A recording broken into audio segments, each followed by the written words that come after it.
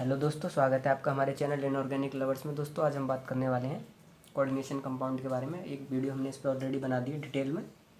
Coordination compound क्या होते हैं, कहाँ से ये चैप्टर निकल के आया, थोड़ा सा इसका हिस्ट्री के बारे में हमने डिस्कस किया और आपको समझाया कि कैसे सिंपल कंपाउंड से कोऑर्डिनेशन कंपाउंड प्रिपेयर किया जाता है। तो हल्का सा आपको एक इंट्रोडक्शन दिया। अगर आपने वो वीडियो अभी तक नहीं देखा तो हमारे चैनल पर अवेलेबल है, कोऑर्डिनेशन कंपाउंड पार्ट 1, आप टाइप करके देख सकते हैं। अच्छा खासा डिटेल में मैंने इस कोऑर्डिनेशन कंपाउंड को समझाने की कोशिश की है और जो भी मैंने पिछली वीडियो में समझाया थोड़ा बहुत उसका एक्सप्लेनेशन कर देता हूँ मैं यहाँ पे, ताकि आप लोगों को दोबारा से चीज़ें रिकैप हो जाएं। कि दो सॉल्टों को हमने सिंपली दो सॉल्ट लिए, ए एंड बी, सॉल्यूशन तैयार किया। ए और बी का मोल रेशियो क्या रखा, स्पेसिफिक रखा। Mole ratio should be specific. Mole ratio specific रखने के बाद में इसको हीट किया, इसका क्रिस्टलाइजेशन किया। करने के बाद में जो भी सॉलिड आया उसको हमने एक नाम दिया। एक नई टर्म पढ़ी थी इसी में कोऑर्डिनेशन कंपाउंड में, एडिशन एंड मॉलिक्यूलर कंपाउंड। वो एडिशन और मॉलिक्यूलर कंपाउंड से ही हमें पता चला था कि दो टाइप के होते हैं, डबल सॉल्ट और कॉम्प्लेक्स सॉल्ट। तो एक एक करके मैंने वहाँ पे दोनों के एग्जाम्पल लिए थे। अब मैं थोड़ा सा इसमें थ्योरी वाइज आप लोगों को दिखाता हूँ, लिख लिख के आप चीज़ों को समझें और अपने नोटबुक पर नोट करते जाएँ साथ साथ में। तो स्टार्ट करता हूँ मैं दोस्तों, इसे रब कर देते हैं। स्टार्टिंग से समझते हैं चैप्टर को। इंट्रोडक्शन इसका हो गया। अब इसकी टर्मों के बारे में पढ़ते हैं, कॉम्प्लेक्स कंपाउंड को थोड़ा थोड़ा सा स्टार्ट करते हैं। डेफिनेशन मैंने लिखा दी, डेफिनेशन के बाद में इसका नेक्स्ट आर्टिकल आता है। इसमें सबसे पहली हेडिंग डालते हैं इसमें, addition and molecular compound.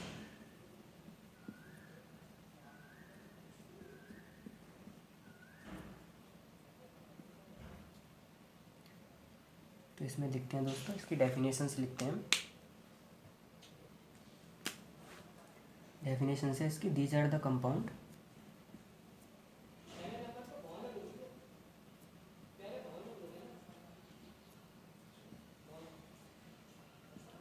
which are formed by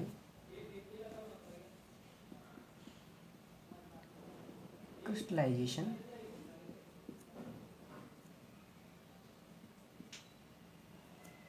of a solution containing two compound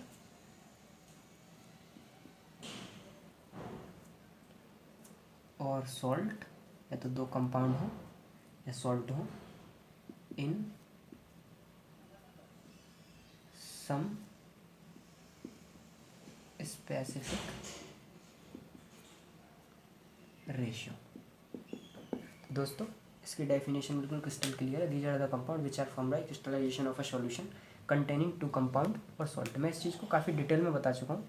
इसका इंट्रोडक्टिव पार्ट में पहली वीडियो में ही मैं इसको अच्छा खासा एक्सप्लेन कर चुका हूँ कि आप कोई भी दो सॉल्ट लें, उनका मोल रेशियो स्पेसिफिक रहे। इससे क्या होता है, एक एडिशन और मॉलिक्यूलर कंपाउंड फॉर्म हो जाता है। तो एडिशन और मॉलिक्यूलर कंपाउंड की डेफिनेशन होगी कि एडिशन और मॉलिक्यूलर कंपाउंड फॉर्म कैसे होता है, दो सॉल्टों के सॉल्यूशन बना के क्रिस्टलाइजेशन करने पे जो सॉलिड निकल के आता है उस सॉलिड को नाम दिया गया एडिशन और मॉलिक्यूलर कंपाउंड। और उस सॉलिड को दोबारा से किसी भी सॉल्वेंट में डिजोल्व करने पर, वाटर के अंदर मान लो डिजोल्व कर रहे हैं हम, वाटर के अंदर डिजोल्व करने पर यदि वही सॉलिड कंप्लीटली जिन आयनों से बना था उनमें ब्रेक हो जाए तो उसको नाम देंगे डबल सॉल्ट। अगर जिन आयनों से वो मिलकर वो सॉलिड बना हुआ है अगर वो उनमें ब्रेक नहीं हो पाता तो नाम देंगे इसको कोऑर्डिनेशन कंपाउंड। इस बात को मैं अच्छा खासा अपनी फर्स्ट वीडियो में एक्सप्लेन कर चुका हूँ, तो आप फर्स्ट वीडियो को देख सकते हैं अगर आपकी समझ में नहीं आ रहा है तो। आगे बढ़ाते हैं इस चैप्टर को, डेफिनेशन रब करते हैं।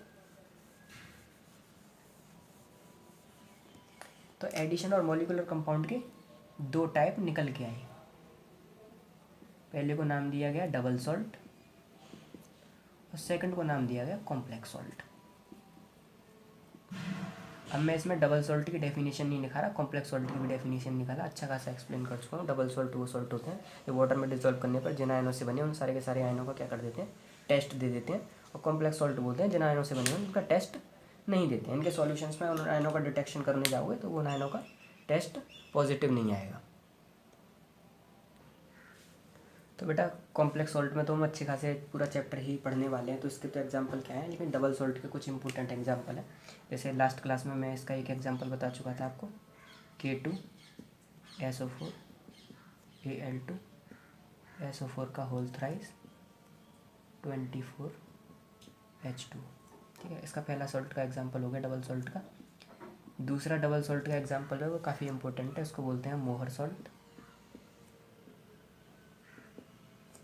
इसका फॉर्मूला होता है FeSO4।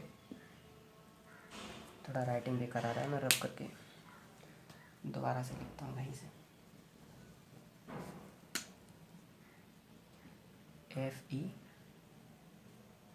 FeSO4 NH4 का होल ट्वाइस SO4.6H2। ये फार्मूला काफ़ी इंपॉर्टेंट है, कई इंट्रेंसों में तो डायरेक्ट ही फार्मूला ही पूछा है, मोहर सॉल्ट का फार्मूला बताइए, तो सिंपल से FeSO4 NH4 का whole twice SO4 and 6H2। ठीक है, इसको डायरेक्ट याद रखना। इसके बारे में एक इन्फॉर्मेशन और याद रखना, लाइट ग्रीन कलर का होता है, लाइट ग्रीन कलर है इसका। ठीक है, तो पहला एग्जांपल हो गया पोटासियम, दूसरा हो गया मोहर सॉल्ट, और डबल सॉल्ट का ही तीसरा एग्जांपल है कार्निलाइट।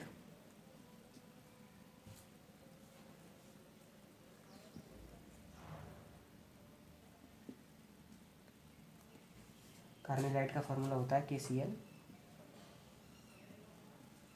MgCl2 6H2। देखो वाटर मॉलिक्यूल दोनों में सेम होते हैं, आसानी से आप लर्न कर सकते हो। जो मोहर सॉल्ट में वाटर मॉलिक्यूल है वही इसमें है। Ferrous sulphate, ammonium sulphate hydrated है, KCl MgCl2 6H2। Potassium chloride, magnesium chloride .6H2। ठीक है ना। Potassium sulphate, aluminium sulphate .24H2। आप इन्हें लर्न कर लीजिए, किसी भी इंट्रेंस का पार्ट बन सकते हैं। इनऑर्गेनिक का पार्ट है, इसलिए आप लोगों के लिए मैंने लिख दिया। ये फॉर्मूले मैंने याद रखना चाहिए, मोहर सॉल्ट वाला इंपॉर्टेंट है, इसे याद रखना। Ferrous sulphate, ammonium sulphate .6H2 6H2 6H2 24H2। ठीक है, तो कॉम्प्लेक्स सॉल्ट का मुझे डेफिनेशन और एग्जांपल लिखने की कोई ज़रूरत नहीं है। इस चैप्टर को तो पूरा का पूरा हम लोग स्टडी ही करने वाले हैं, बहुत सारे एग्जांपल हम लोग ऑलरेडी इसमें पढ़ने वाले हैं, तो इसको एग्जांपल लिखने, डेफिनेशन लिखने की कोई भी खास जरूरत नहीं है। डबल सॉल्ट वही है, वाटर में डालने पर टेस्ट दे देते हैं जिनसे भी बने हुए हैं।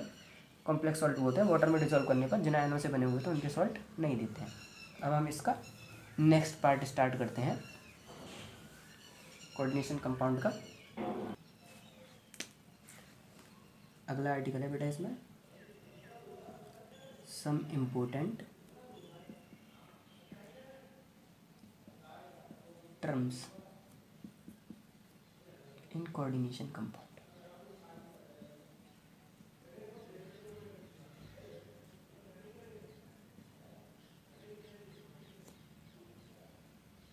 एक एक करके मैं सारी टर्म लिख दे रहा हूँ कि हमें इस चैप्टर में कौन कौन सी टर्म पढ़नी है।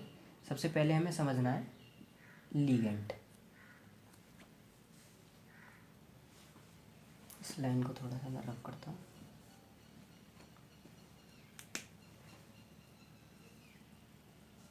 सबसे पहली टर्म आई इसमें लीगेंड,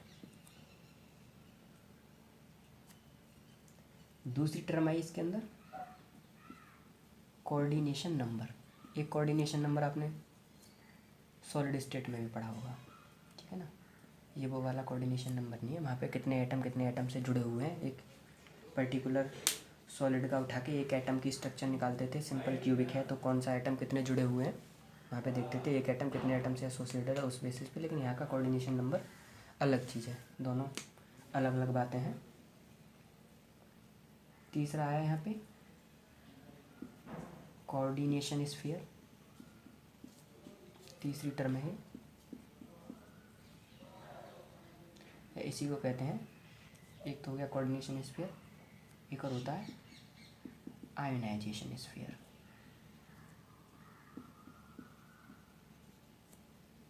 ठीक है, चौथी टर्म इसके अंदर आती है प्राइमरी वैलेंसी,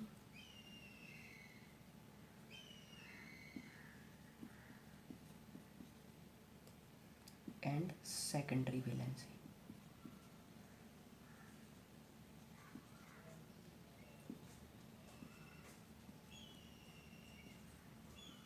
सेकेंडरी बैलेंस। चौथी टर्म इसके अंदर आती है हल्किया बोर्ड।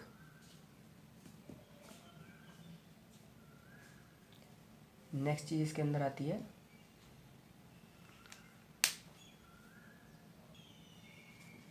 नेक्स्ट जो है उसे यहाँ पे क्या है, इसे ऊपर ही लिख लो, लिगेंड के जस्ट बाद में लिख दो यहाँ पे central metal ion. Central metal जो भी प्रेजेंट है आयन की फॉर्म में हो सकता है, आयन नहीं भी हो सकता, चार्ज हो भी सकता है मेटल पे, चार्ज नहीं भी हो सकता। ठीक है, आगे डिस्कस करेंगे। ये इतनी टर्मिनोलॉजी है इसमें कोऑर्डिनेशन कंपाउंड में। Some important term in coordination compound, ligand है, सेंट्रल मेटल है, कोऑर्डिनेशन नंबर है, कोऑर्डिनेशन स्फीयर है, आयनाइजेशन स्फीयर है, प्राइमरी बैलेंस है और सेकेंडरी बैलेंस है। मैं इन सारी टर्मों को 1 बाई 1 एक्सप्लेन करता हूँ, आप पॉज करके उतार लीजिए।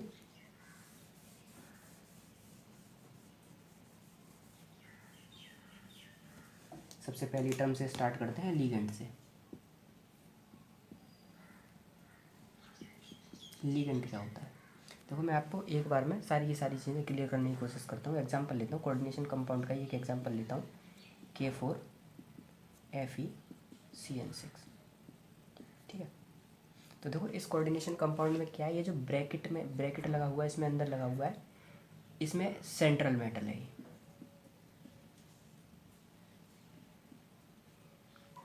इसको कहते हैं लिगेंड।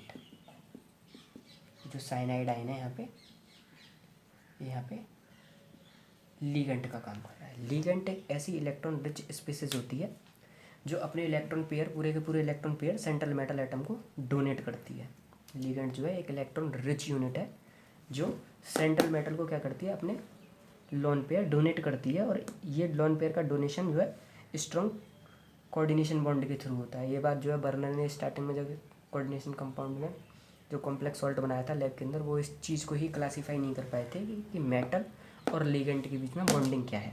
ठीक है ना, जो आगे चल के लॉनस पाउली ने बीबीटी थ्योरी दी थी, उनसे इसी बॉन्ड का एक्सप्लेनेशन किया था कि मेटल और लिगेंड के बीच में जो बॉन्ड है वो स्ट्रॉन्ग कोवलेंट बॉन्ड है। ठीक है, तो ये पूरा पार्ट है, इसे कहते हैं कोऑर्डिनेशन स्फीयर, जिसके अंदर मेटल और लिगेंड प्रेजेंट हो। इस पूरे पार्ट को कहते हैं कोऑर्डिनेशन स्फीयर। तो ये हो गया कोऑर्डिनेशन स्फीयर। इस पार्ट को कहते हैं आयनाइजेशन स्फीयर। ठीक है ना, ये आयनाइजेबल है, आयनों में ब्रेक हो सकता है। मैंने बताया था कि ये कॉम्प्लेक्स कंपाउंड में अगर मैं आयनों का डिटेक्शन करने जाऊँगा सॉल्यूशन के अंदर, तो मुझे केवल K+ आयन का टेस्ट तो मिल जाएगा, लेकिन Fe और Cn- आयन का टेस्ट मुझे यहाँ से नहीं मिलेगा। Fe2+ और Cn- आयन का टेस्ट मुझे यहाँ से नहीं मिलेगा। इसी बेसिस पे छोटी छोटी टर्मिनोलॉजियाँ मैं एक एक करके इनकी डेफिनेशन दिखाता हूँ। यहाँ से हो सकता है आपको कॉन्सेप्ट थोड़ा बहुत क्लियर हुआ हो। कौन सी चीज़ क्या है, सेंट्रल मेटल है। Generally central metal D block element होते हैं, इन्हीं के अंदर कैपेबिलिटी होती है कॉम्प्लेक्स फॉर्मेशन करने की। एस और पी ब्लॉक के कॉम्प्लेक्स फॉर्मेशन नहीं करते मेटल, एस और पी ब्लॉक, लेकिन ऐसे चैप्टर के एंड में मैं 2-3 एग्जांपल बताऊंगा जहाँ पे एस ब्लॉक के भी और पी ब्लॉक के भी कुछ एलिमेंट ऐसे हैं जिन्होंने कॉम्प्लेक्स फॉर्मेशन की है, अच्छा खासा कॉम्प्लेक्स फॉर्मेशन की है। ठीक है, उसके केस में सिर्फ एक ही चीज़ है, वहाँ पे एक चीज़ स्टैंडर्ड है, वहाँ पे लिगेंट बड़ा स्पेशल है। ऐसे लिगेंटों के साथ में एस और पी ब्लॉक के जितने भी मेटल हैं वो कोऑर्डिनेशन कंपाउंड फॉर्म नहीं करेंगे, स्पेशल लिगेंट है। तो मैं लिगेंट का क्लासिफिकेशन बताऊंगा, वहीं पे आपको डिटेल में बताऊंगा कौन कौन से वो लिगेंट है। चलो स्टार्ट करते हैं आगे की चीज़ें। लिगेंट की मैं आपको जल्दी जल्दी से डेफिनेशन लिखाता हूँ। अच्छा, वीडियो पॉज कर लेता हूँ, मैं ही लिख देता हूँ पहले। तो मैंने यहाँ पे डेफिनेशन लिख दिया। लिगेंट कुछ नहीं है, ligand is a electron rich chemical unit having at least 1 lone pair, more than 1 lone pair. एक लोन पेयर तो कम से कम उसके पास होना चाहिए, तभी वो लिगेंट की तरह बिहेव करेगा और सेंट्रल मेटल को डोनेट करेगा। अच्छा, यहाँ पे कुछ लोग ऐसे भी इस कोऑर्डिनेशन कंपाउंड को क्लासीफाई करते हैं कि लुईज एस और लुईज बेस के बीच में बॉन्डिंग से जो कंपाउंड फॉर्म होता है उसे बोलते हैं कॉम्प्लेक्स कंपाउंड। वो भी बात सही है, एसिड और बेस की 3 थ्योरीज आई थी। ठीक है ना, एसिड बेस को क्लासीफाई किया गया था। अगर आपने थोड़ा बहुत चैप्टर पढ़ा हो, किस चैप्टर में था मेरे भी दिमाग में नहीं आ रहा, शायद इक्विलिब्रियम में था ये, एसिड बेस की थ्योरी थी। तो 3 साइंटिस्ट ऐसे थे जिन्होंने, 3 अलग अलग साइंटिस्ट हैं जिन्होंने एसिड और बेस की थ्योरीज दी थी अपनी अपनी, जिसमें आपका पहला साइंटिस्ट था आर्हेनियस। उसकी एसिड बेस थ्योरी थी कि जो H+ देते हैं एसिड होते हैं और जो OH- आयन देते हैं बेस होते हैं। दूसरा था ब्रॉन्स्टेड, उसने कहा कि जो H+ लेते हैं वो बेस होते हैं, जो देते हैं वो एसिड होते हैं। तीसरा आपका साइंटिस्ट आया लुईस एसिड। इसने बताया कि वे कंपाउंड जो लोन पेयर एक्सेप्ट करते हों उन्हें कहते हैं लुईस एसिड, और ऐसे कंपाउंड जो लोन पेयर डोनेट करते हों उन्हें कहते हैं लुईस बेस। तो ये 3 थ्योरियाँ थी अलग अलग साइंटिस्टों की, मैंने आपको बता दिया। क्योंकि इसमें से जो लुईस बेस वाली थ्योरी है वो यहाँ पे एप्लीकेबल होती है, क्योंकि हमारा लिगेंड क्या है, इलेक्ट्रॉन रिच केमिकल यूनिट है, क्योंकि इसके पास 1 लोन पेयर है एटलीस्ट, या एक से ज़्यादा लोन पेयर है। तो लोन पेयर है तो लोन पेयर डोनेट कर सकता है, तो डोनेट कर रहे हैं जो लोन पेयर डोनेट करते हैं, तो लुईस साइंटिस्ट के अकॉर्डिंग जो लोन पेयर डोनेट करते हैं उन्हें हम बेस बोलते हैं, और उसके अकॉर्डिंग जो लोन पेयर एक्सेप्ट करते हैं उन्हें लुईस एसिड बोलते हैं। इसलिए हमारा सेंट्रल मेटल जो है वो लुईड एसिड की तरह एक्ट करेगा, और हमारा लिगेंड जो है वो लुईस बेस की तरह बनेगा। ये स्ट्रॉन्ग कोऑर्डिनेशन बॉन्ड के थ्रू आपस में एडक्ट फॉर्म करते हैं, ठीक है, ये एडक्ट फॉर्मेशन हो जाती है। तो यहाँ से मैंने आपको जस्ट लिगेंड का एक रफ आइडिया दिया है कि ऐसी स्पीसीज जिनके पास में क्या हो, लोन पेयर हो डोनेट करने के लिए। एग्जांपल बहुत सारे बड़े बड़े हैं, आपको पता है CN-, OH-, और भी मैं बहुत सारे लिखूँगा। अभी लिगेंड का पर्सनली क्लासिफिकेशन दोबारा से मुझे समझाना पड़ेगा, पूरा लिगेंड का क्लासिफिकेशन उसमें हम पढ़ लेंगे। यहाँ से हमारा लिगेंड का कॉन्सेप्ट क्लियर हुआ है। इसमें थोड़ा सा मैं और एक्सप्लेन करता हूँ लिगेंड के बारे में।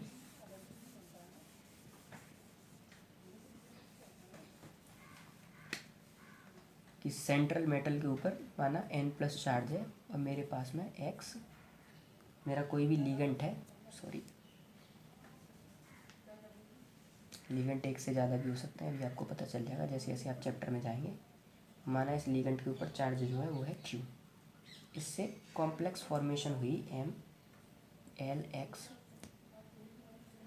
और इस कॉम्प्लेक्स के ऊपर पूरा चार्ज आया P। तो ये जो चार्ज P है, ये चार्ज P को मैं लिख सकता हूँ N+X × Q। जो भी कॉम्प्लेक्स यूनिट के ऊपर चार्ज आएगा वो इस तरह से आएगा, ठीक है। तो ये मैं जस्ट आपको बता रहा था, एक रफ आइडिया दे रहा था। इसमें ये लिगेंड जो है मेटल के लिए अपने लोन पेयर को डोनेट करेगा, ठीक है। ये इतना स्ट्रॉन्ग कोवलेंट बॉन्ड फॉर्मेशन होती है, सॉरी कोऑर्डिनेशन बॉन्ड फॉर्मेशन होती है कि ये आसानी से ब्रेक नहीं होती। बहुत हाई टेम्परेचर हाई प्रेशर पे जाके ये कोऑर्डिनेशन कंपाउंड ब्रेक होते हैं। जनरली आप इनको किसी भी वाटर वगैरह में डिजोल्व करोगे तो ये ब्रेक नहीं होते हैं, और इसीलिए आयनों का टेस्ट नहीं देते हैं, जिन भी आयनों से बने हुए होते हैं। इसी पे ये पूरा चैप्टर डिज़ाइन है, ठीक है। तो मैं एक बार आप दूसरा स्टार्ट करता हूँ उसका टॉपिक। पहला लिगेंड हो गया, दूसरा था हमारा कोऑर्डिनेशन नंबर। बहुत सिंपल सा टॉपिक है।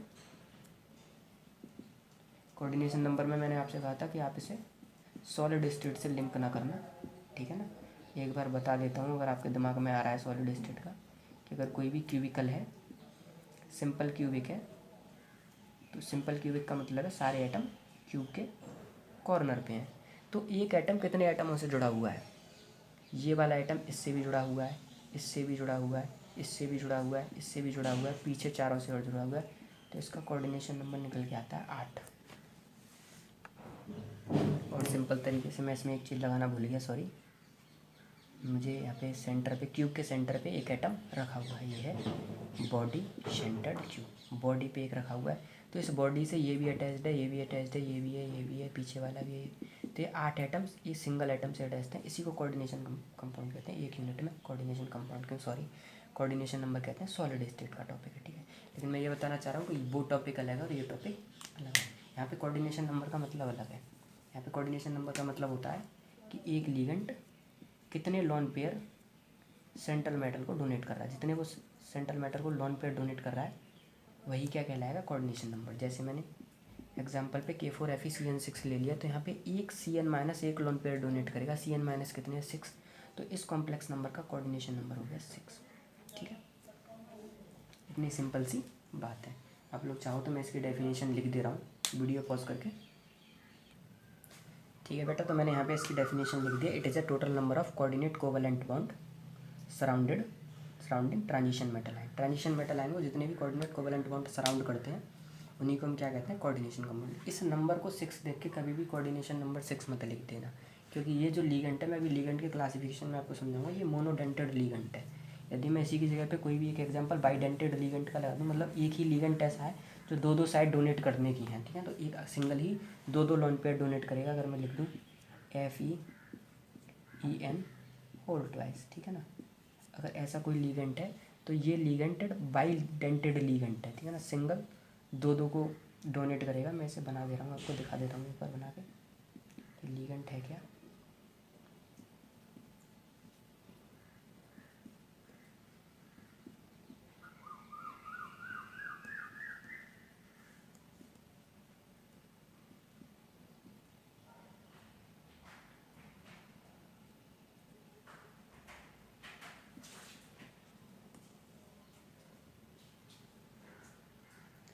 ठीक है बेटा, ये मैंने बना दिया। ये यहाँ से अपने डोनेट करेगा, ये सिंगल है, ये डोनेट किया, ये साइड डोनेट किया, ये साइड डोनेट किया, मतलब मोनोडेंटेड नहीं है, बाईडेंटेड लिगेंड है। एक लिगेंड दो डोनेट कर रहा है, तो ऐसे कितने हैं? 2।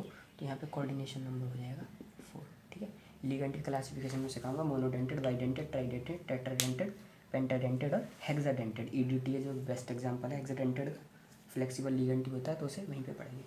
तो 2 टर्म पढ़ी। लिगेंड क्या होते हैं? जो 2 बॉन्ड क्या करते हैं? बॉन्ड फॉर्मेशन करते हैं, कोऑर्डिनेट कोवेलेंट बॉन्ड की फॉर्मेशन करते हैं, अपना लोन पेयर डोनेट करते हैं।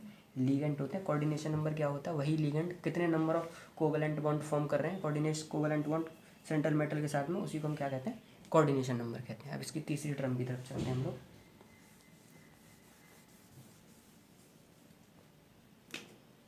इसकी मैंने तीसरी टर्म आपको पहले ही समझा दिया, फिर भी मैं एक बार लिख देता हूँ यहाँ पे।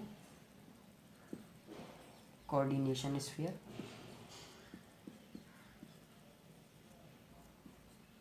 And ionization sphere. तो मैंने बताया था कोई भी कॉम्प्लेक्स कंपाउंड है, मेटल और लिगेंड से मिलकर बना हुआ है, यहाँ पे कोई भी आयन है, सपोज दैट पी, तो ये जो ब्रैकेट होता है इसको कहते हैं कोऑर्डिनेशन स्फीयर। आप इस कॉम्प्लेक्स कंपाउंड को यदि वाटर के अंदर डिसॉल्व करने जाओगे तो ये कॉम्प्लेक्स यूनिट ब्रेक नहीं होगी। मैंने बताया हाईली स्टेबल होती है, कोऑर्डिनेट कोवेलेंट बॉन्ड के थ्रू, और लिगेंड जो मेटल को देता है इसकी वजह से हाईली स्टेबल होती है। ब्रेक होती है बहुत ज़्यादा हाई टेम्परेचर, हाई प्रेशर पे जाके ये ब्रेक होता है। नॉर्मल टेम्परेचर प्रेशर की मैं बात नहीं कर रहा, वाटर पे नॉर्मली 25 डिग्री सेल्सियस पे मैं इसे डिसॉल्व कर रहा हूँ, तो डिसॉल्व नहीं होते हैं। तो ये जो पार्ट होता है, इस वाले पार्ट को हम कहते हैं कोऑर्डिनेशन स्फीयर, और इस वाले पार्ट को ये आयन में टूट जाता है। तो मैं आपको एग्जांपल से समझाऊँ, K4Fe सबसे आसान एग्जांपल है, बार बार इसीलिए ले रहा हूँ मैं से। तो ये टूट जाएगा K+ और FeCN6, और इसकी यूनिट के ऊपर टोटल चार्ज आ जाएगा 4-, ठीक, 4 के प्लस में टूटेंगे, 4 के आयन। ये जस्ट बैलेंस ही सेटिस्फाई करने के लिए आ जाते हैं सॉल्यूशन से इसके पास में। एक्चुअली में तो कॉम्प्लेक्स यूनिट ये होती है 4- वाली, ये है कॉम्प्लेक्स यूनिट। 4 सेटिस्फाई करने के लिए K4 वगैरह वगैरह जो भी होते हैं, इन सबको हम साइडों में लिख देते हैं। ठीक है, तो कोऑर्डिनेशन स्फीयर ये होता है, इसको हम क्या कहते हैं? आयनाइजेशन स्फीयर बोलते हैं। ठीक है, ये इसकी तीसरी टर्मिनोलॉजी थी, ये भी खत्म होगी। नेक्स्ट वाली इंपॉर्टेंट है, इसकी थोड़ा सा ढंग से समझना, साथ के साथ नोट करते जाना। मैं थ्योरी लिखाता जा रहा हूँ साथ के साथ। एक भाई ने मुझे कमेंट किया था कि सर थ्योरी भी लिखाइए, तो मैं थ्योरी लिखा रहा हूँ। हाई मैग्नीफाइड कंटेंट है, एक बार आप इनको प्यार से देखो तो सही, ठीक है ना, पढ़ो तो सही एक बार कॉपी निकाल के। ठीक है, मैं इस तरह से समझा रहा हूँ कि आपको पहले नहीं आता, फिर भी अगर आपको स्पीड ज़्यादा स्लो लग रही है तो आप 2K की स्पीड पर हमारी वीडियो को देख सकते हैं। चौथी टर्म जो यहाँ पे निकल के आई, वो निकल के आई प्राइमरी वैलेंसी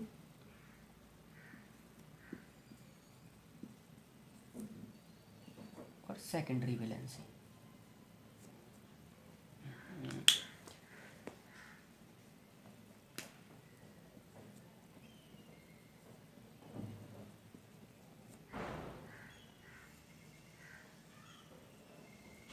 ठीक है ना, प्राइमरी वैलेंसी और सेकेंडरी वैलेंसी अगला टॉपिक आया हमारा।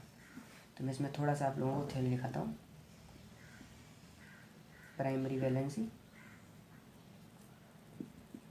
is the oxidation number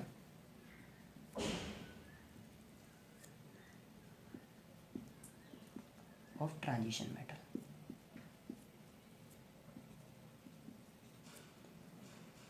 Whereas secondary valency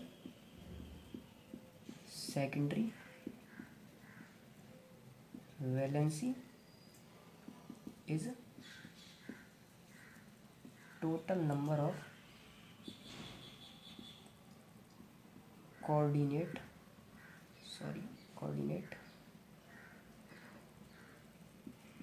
covalent bond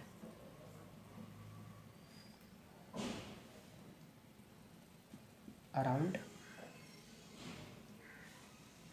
transition metal.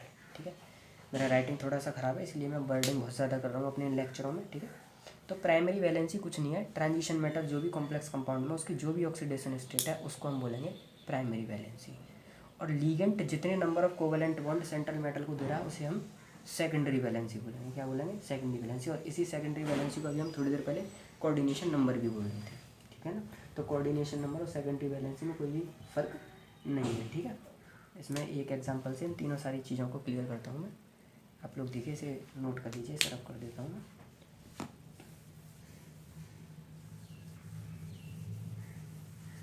ठीक है, एग्जांपल लेते हैं भाई सिंपल सा, K4 FeCN6। ठीक है, K4 FeCN6 में देखो, मैंने अभी आपको बताया कि ये यूनिट टूट जाएगी 4K प्लस में, और ये यूनिट हो जाएगी FeCN6 4 माइनस। ठीक है ना, 4 माइनस। अब मुझे इस मेटल पे चार्ज निकालना है। अभी मैं लिगेंट में पढ़ाऊंगा आपको, लिगेंट का क्लासिफिकेशन, तो आपको सबका चार्ज बनाऊँ। CN जो होता है साइनाइड लिगेंट है, वो CN माइनस आयन की फॉर्म में एग्जिस्ट करता है। इसका मतलब इस पर -1 है, -1 का चार्ज है। तो अगर मैं अपने F को x मान लूँ, तो x + 6 × -1 बराबर टोटल कॉम्प्लेक्स यूनिट पे कितना चार्ज है, -4। तो यहाँ से x की वैल्यू आ गई -4 + 6 बराबर आ गया 2।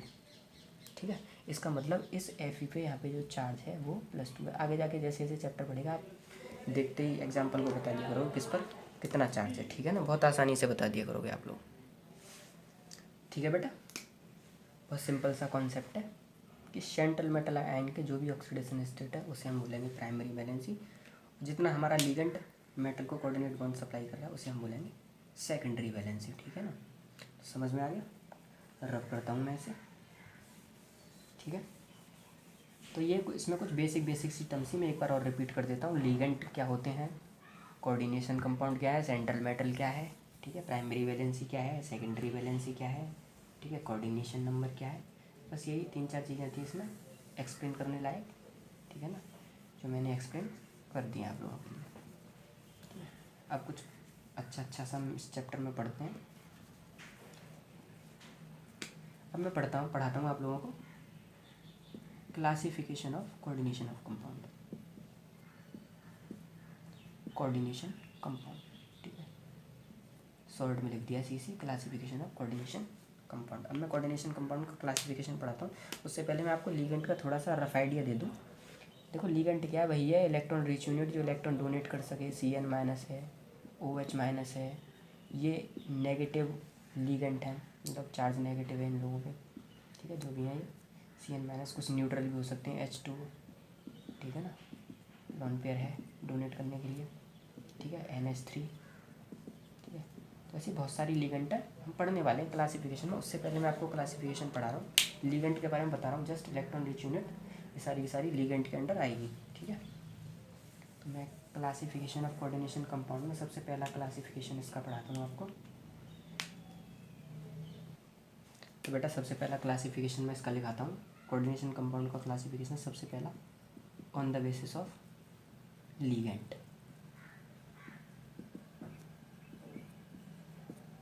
ठीक है, थोड़ा रफ्तार में चैप्टर को ख़त्म करते हैं। आप लोग कह रहे हो क्या पका रहे हो सर। ठीक है, अच्छे आर्टिकलों पे जल्दी पहुँचते हैं। मैंने आपका बेस बनाया है इस चैप्टर का, इतना एक्सप्लेन किया है इस चैप्टर में, लिखाया बहुत कम है लेकिन वर्डिंग बहुत की है मैंने आपके लिए। ठीक है, ताकि आप एक एक चीज़ को डिटेल में समझ पाओ कि चैप्टर स्टार्ट क्यों हुआ, क्या क्या चीज़ें, क्या क्या टर्मिनोलॉजी इसमें आ रही है। ठीक है, तो क्लासिफिकेशन ऑफ कोऑर्डिनेशन कंपाउंड, सबसे पहला क्लासिफिकेशन है on the basis of ligand. On the basis of ligand 2 type का क्लासिफिकेशन है इसका। होमोलैक्टिक, नाम है होमोलैक्टिक, और दूसरा नाम है इसका हेट्रोलैक्टिक। ठीक, होमोलैक्टिक और हेट्रोलैक्टिक।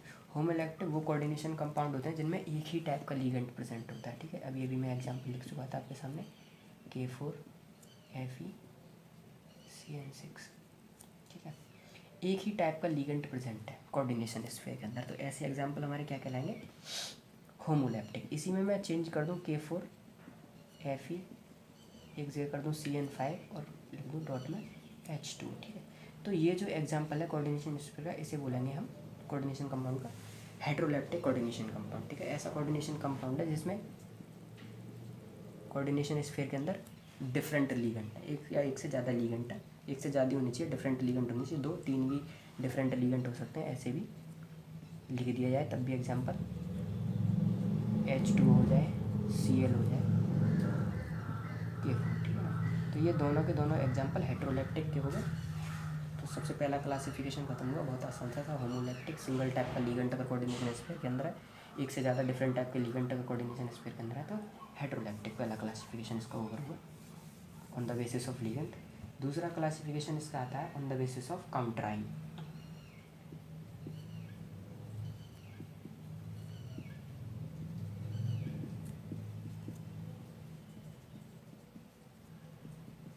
ठीक है ना, काउंटर आयन साइड वाले आयनों के बेसिस पे। तो सबसे पहला इसका क्लासिफिकेशन है काउंटर आयन के बेसिस पे।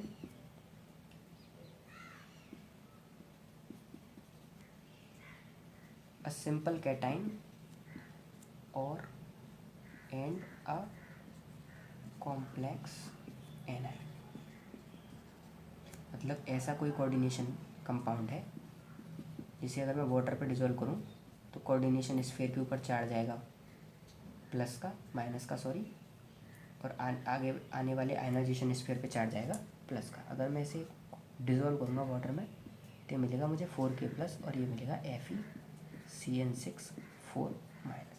तो कोऑर्डिनेशन पे स्फीयर पे चार्ज क्या आया माइनस और साइड आयन पे चार्ज क्या है प्लस। तो इसे कहते हैं a simple cation K plus simple और कॉम्प्लेक्स एनाइन। कॉम्प्लेक्स के ऊपर चार्ज कैसा है माइनस का, नेगेटिव एनाइन। तो पहला classification of complex cation complex A9. बहुत सारे एग्जांपल आप ऐसे लिख सकते हो, ठीक है ना। ये मैं एक एग्जांपल लिख रहा हूँ। अगर आगे दे दिया जाए Na4 FeCN6, ठीक है ना, तो ये कैसा हो गया, ये टूट जाएगा 4Na प्लस में, ये टूट जाएगा FeCN6। देखो थ्योरेटिकल क्वेश्चन कहीं से भी आ सकता है, ठीक है। ये रफ क्वेश्चन छोटे छोटे अगर आ जाए तो आपको इस तरह से हैंडल करने हैं। सिंपल कैटाइन कॉम्प्लेक्स एनाइन, ऐसे हो जाएगा। A complex cation simple A9, दूसरा क्लासिफिकेशन यहीं पे मैं चेंज कर दूँगा।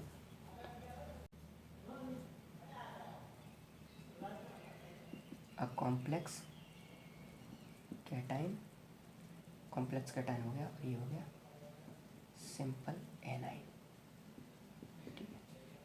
अब मुझे ऐसे एग्जांपल लेने हैं जिनमें कोऑर्डिनेशन स्फीयर के ऊपर चार्ज क्या है प्लस का है। तो मैं एग्जांपल लिखता हूँ आपके सामने बहुत सारे, ठीक है। FeH2O6, कितने भी बना लो आप चैप्टर के एंड में, सोनियो एग्जांपल बना दिया करो इनके ऊपर, ठीक है ना। अभी स्टार्टिंग है इसलिए मुझे ऐसा लिखना पड़ रहा है आप लोगों के लिए, ठीक है। देखो अगर मैं इस कॉम्प्लेक्स यूनिट को वाटर के अंदर डिजोल्व करूँगा तो ये यूनिट टूटेगी FeH2। H2 एक न्यूट्रल लिगेंड है, 2 प्लस और Cl 2Cl माइनस। देखो तो इस बार क्या आया, कोऑर्डिनेशन स्फीयर के ऊपर चार्ज आया +2 और साइड एनाइन के ऊपर चार्ज क्या आया, नेगेटिव चार्ज आया। तो इस टाइप के क्लासिफिकेशन कहते हैं कॉम्प्लेक्स कैटाइन और सिंपल एनाइन, ठीक है बेटा। मैंने इसे रब कर दिया। अब तीसरे टाइप का क्लासिफिकेशन है इसका, इसी में तीसरा पार्ट है कॉम्प्लेक्स कैटाइन कॉम्प्लेक्स एनाइन। बेटा ये बहुत अच्छा आर्टिकल है, जब मैं आपको IUPAC पढ़ाऊँगा कोऑर्डिनेशन कंपाउंड की तब आपकी समझ में आएगा आर्टिकल इतना इंपॉर्टेंट क्यों है। कॉम्प्लेक्स कैटाइन और कॉम्प्लेक्स एनाइन के IUPAC में बहुत ज़्यादा झंझट रहता है, ठीक है ना। कुछ एक्सेप्शंस हैं जो हमें डायरेक्ट याद करने पड़ेंगे, डायरेक्ट एग्जामों के अंदर ये एक्सेप्शंस आते हैं तो सीधा सीधा हमें याद करना पड़ेगा। इसमें क्या है, सबसे पहले ये जो टफनेस आती है इन क्वेश्चनों को करने में वो इस बात पे आती है कि सेंट्रल मेटल की ऑक्सीडेशन डिसाइड करना बड़ा टफ हो जाता है इन क्वेश्चनों में, ठीक है ना। तो इसके लिए कुछ रूल हैं, उस टाइम पे पढ़ेंगे, ऐसा होगा, ठीक है। तो जो पहले लिखा हुआ होता है उसे हम जनरली उसके ऊपर चार्ज प्लस मान लेते हैं और माइनस मान लेते हैं। अब जब हम IUPAC करेंगे तो हम यही निकालना सीखेंगे किस पे कितना प्लस आएगा और किस पे कितना माइनस आएगा, सिंपल सा, ठीक है। तो ऐसे बहुत सारे एग्जाम्पल हम लिख सकते हैं। जनरली रूल है कि जो पहले लिखा हुआ है उसको प्लस मानेंगे और जो दोबारा में लिखा हुआ है उसको सेकंड नंबर पे उसे माइनस मानेंगे, ठीक है ना। जस्ट रूल है। तो दोनों के दोनों ही कॉम्प्लेक्स यूनिट है, एक कॉम्प्लेक्स यूनिट पे प्लस है, एक कॉम्प्लेक्स यूनिट पे माइनस है, तो इसलिए इसको नाम दिया गया कॉम्प्लेक्स कैटाइन और कॉम्प्लेक्स एनाइन, ठीक है।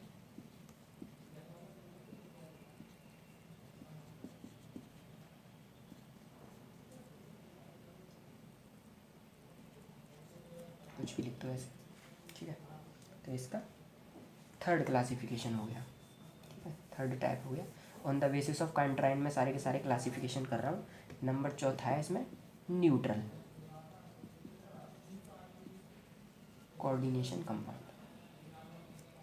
कि अब ऐसे कोऑर्डिनेशन कंपाउंड हो जिन पर कोई चार्ज ही ना हो, ठीक है। पहले मैंने कहा सिंपल कैटाइन कॉम्प्लेक्स एनाइन, फिर लगा कॉम्प्लेक्स कैटाइन सिंपल एनाइन, फिर कॉम्प्लेक्स कैटाइन कॉम्प्लेक्स एनाइन। अब चौथे नंबर पे मैं लिख रहा हूँ न्यूट्रल कोऑर्डिनेशन कंपाउंड, ठीक है। कोई भी चार्ज ना हो, तो ऐसे बहुत सारे एग्जांपल हैं। चार्ज क्या है, जितने भी न्यूट्रल लिगेंड ले लोगे आप ये सिंपल न्यूट्रल लिगेंट है, क्योंकि CO एक न्यूट्रल लिगेंट है तो इस कॉम्प्लेक्स यूनिट के ऊपर कोई भी चार्ज आने वाला नहीं है। ठीक है, बहुत सारे एग्जांपल लिख सकते हो आप। NiCO4, आप लिख सकते हो PtCO4। ठीक है, फिर आप लिख सकते हो PdCO4। ठीक है, तो इसका दूसरे टाइप का क्लासिफिकेशन भी कंप्लीट हुआ on the basis of counter ion. तीसरे टाइप का क्लासिफिकेशन है on the basis of metal present in square bracket. ठीक है ना, तीसरे टाइप का इसका क्लासिफिकेशन है on the basis of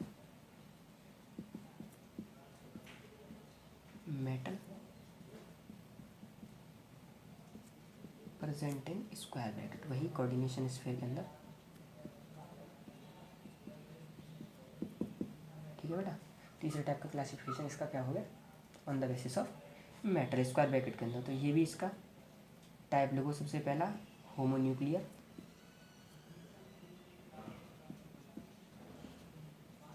homonuclear, या इसी होमोन्यूक्लियर को कहीं कहीं पे लिख देते हैं मोनोन्यूक्लियर। ठीक है, इसमें दूसरा टाइप आता है पॉलीन्यूक्लियर,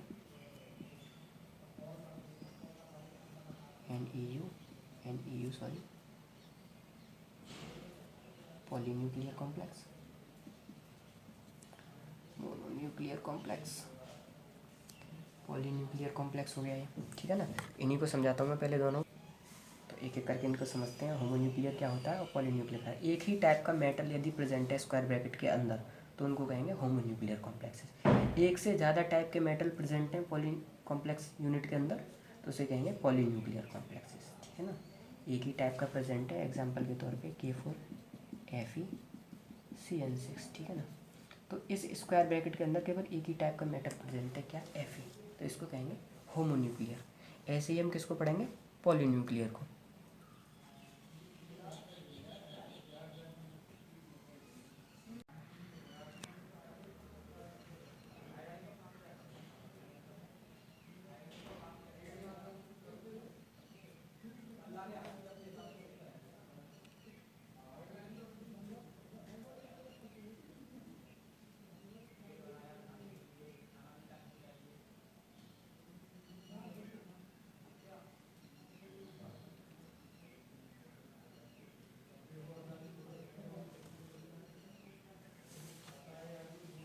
ठीक है बेटा, तो कुछ एग्जांपल हम लोग पॉलीन्यूक्लियर कॉम्प्लेक्सेस के भी देखते हैं।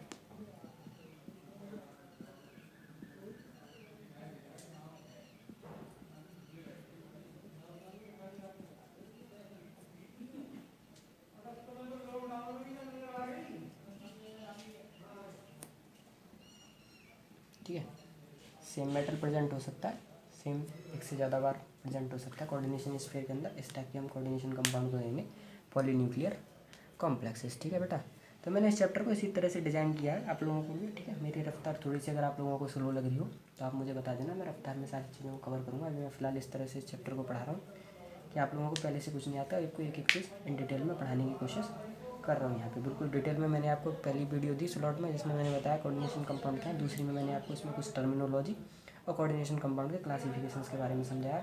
Secondary valency, primary valency, ionization sphere, ठीक है ना, कोऑर्डिनेशन स्फीयर, कोऑर्डिनेशन नंबर, बहुत सारी चीज़ें मैंने आपको इस वीडियो में इन डिटेल में बता दी। ठीक है ना, इनसे डायरेक्ट ऐसे ही क्वेश्चन आते हैं, आप लोग इनको ऐसे ही तैयार करें। ठीक है ना, सारे चैप्टर को साथ साथ जो भी मैं थ्योरी यहाँ पे लिख रहा हूँ उसको नोट करते जाएँ अपने रफ में, साथ साथ अपनी फेयर कॉपी में जो भी आप बना रहे हो। और मैं अच्छे खासे क्वेश्चंस कराऊंगा इसमें, अच्छे खासे टॉपिक्स आपको पढ़ाऊंगा। ठीक है, तो कोई टेंशन लेने वाली बात नहीं है, आसानी से इस चैप्टर को कवर अप करेंगे। नेक्स्ट वीडियो में आपको मैं लीगेंट का फुल क्लासिफिकेशन दूँगा। लीगेंट बाकी इसमें इंपॉर्टेंट है, सारा खेल लीगेंट का ही है, तो लीगेंट को पढ़ना बड़ा ही इंपॉर्टेंट है इसमें। फिर IUPAC पढ़ेंगे, फिर हम BBT और MOT पढ़ेंगे इसमें जो भी दी गई हैं। उसके बाद में हम इसका आइसोमेरिज्म पढ़ के क्वेश्चनों को ख़त्म करेंगे। बीच में इसमें मैग्नेटिक मूवमेंट के और हाइब्रिडाइजेशन के भी कॉन्सेप्ट आएंगे, उन्हें मैं BBT के दौरान ही क्लियर कर दूंगा। जैसे BBT में पॉइंट दिए थे उन क्वेश्चनों को, उन रेंज के क्वेश्चनों को हम वहीं पे ले लेंगे, strong field, weak field, ligand से रिलेटेड जो भी क्वेश्चन है। और इसके सिवा इस चैप्टर में ऐसा कुछ खास है नहीं, तो ठीक है, तो आप पढ़ते रहिए इस चैप्टर को। और कोई भी दिक्कत आए आप लोगों को हमारे वीडियो लेक्चर के दौरान या कोई भी आप सजेशन करना चाह रहे हो तो आप हमें कमेंट में बता सकते हैं। ठीक है गाइस, थैंक यू गाइस।